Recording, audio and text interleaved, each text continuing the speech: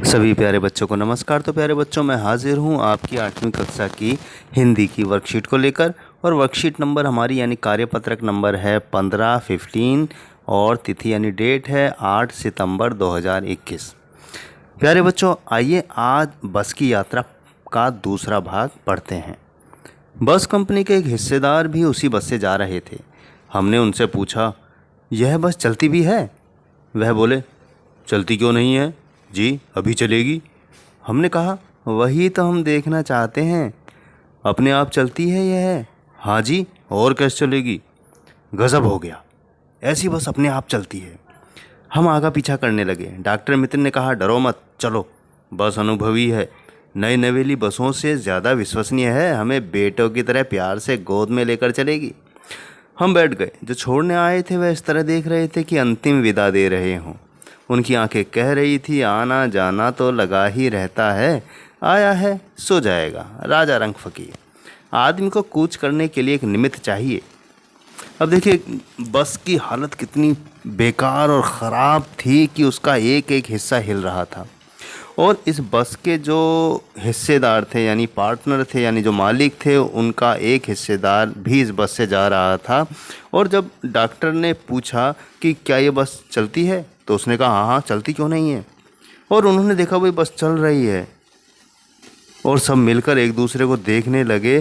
तब डॉक्टर मित्र ने कहा, डरो मत, बस बहुत पुरानी है, एक्सपीरियंस वाली है और नई नई बसों से ज़्यादा आराम से लेकर चलेगी। जैसे कोई माँ अपने बेटों को गोद में प्यार से लेकर चलती है, वैसे ही बस लेकर चलेगी।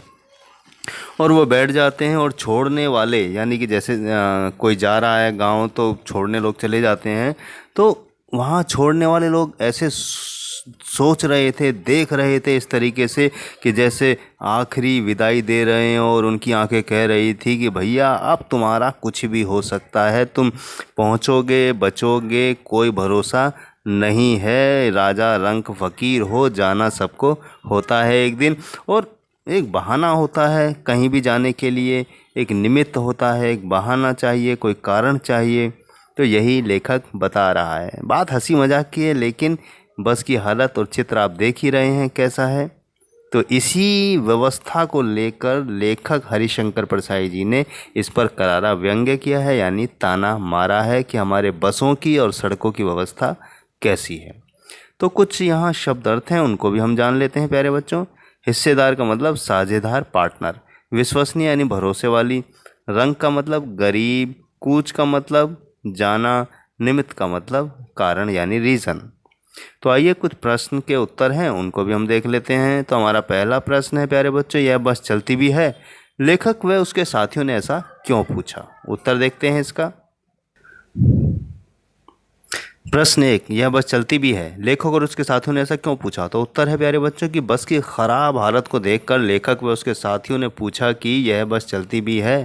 क्योंकि बस की हालत ही ऐसी ख़राब थी प्यारे बच्चों, इसीलिए जो लेखक है और उसके जो दोस्त थे उन्होंने ये पूछा कि क्या ये बस चलती है, क्योंकि हालत उसकी बहुत ही बुरी थी। प्रश्न 2 है कि आपके अनुसार डॉक्टर मित्र ने बस को नई नवेली बसों से अधिक विश्वसनीय क्यों कहा? तो डॉक्टर मित्र ने व्यंग्य करते हुए कहा कि यह बस अधिक अनुभवी है यानी एक्सपीरियंस वाली, अधिक पुरानी है, इसलिए बुजुर्गों की तरह यह अधिक विश्वसनीय है कि जो जितना पुराना अनुभवी होगा तो उतने ही प्यार से हमको लेकर चलेगा, इसलिए इस पर भरोसा कर सकते हैं, ऐसा डॉक्टर मित्र ने कहा। प्रश्न 3 है, विदा करने आए लोगों की प्रतिक्रिया देखकर लेखक को कैसा लगा? उत्तर है कि विदा करने आए लोगों की प्रतिक्रिया देखकर लेखक को लगा जैसे यह उनकी अंतिम यात्रा हो।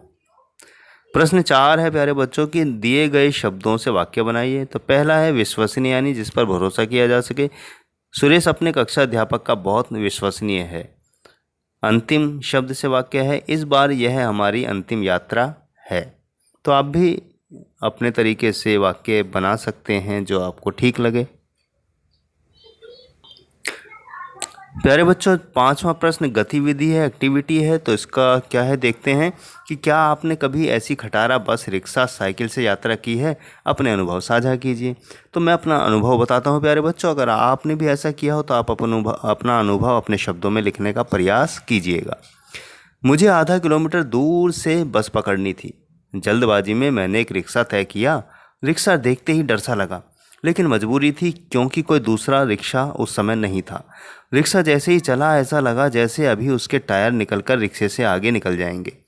पूरा रिक्शा भयंकर कांप रहा था, जैसे रिक्शे को बुखार आ गया हो या दौरा पड़ गया हो। जैसे तैसे मैं भगवान का नाम लेकर और रिक्शे वाले की हिम्मत को देखते हुए बस स्टैंड पहुंचा। जब भी रिक्शा की घटना याद करता हूं तो मेरा मन कांप उठता है।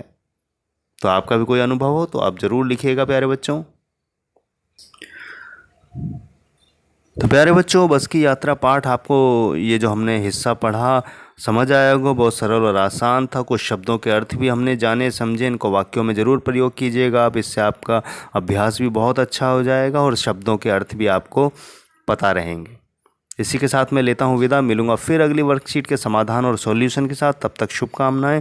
मास्क लगाकर ही बाहर जाएं और घर का खाना खाएं और स्वस्थ और हेल्दी रहें प्यारे बच्चों।